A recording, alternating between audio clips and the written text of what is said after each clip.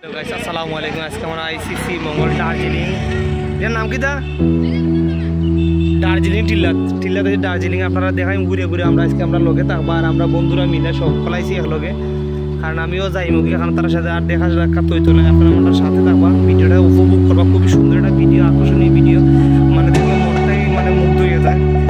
এই যে দেখা আপু তারা মানে কত সুন্দর অস্থির একটা ভিউ, মানে যা না দেখলে যে যেখানে জানো আমার চ্যানেলটা সাবস্ক্রাইবার করবে এবং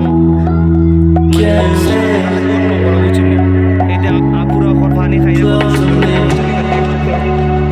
মানে আপনারা একটু তো হইবানি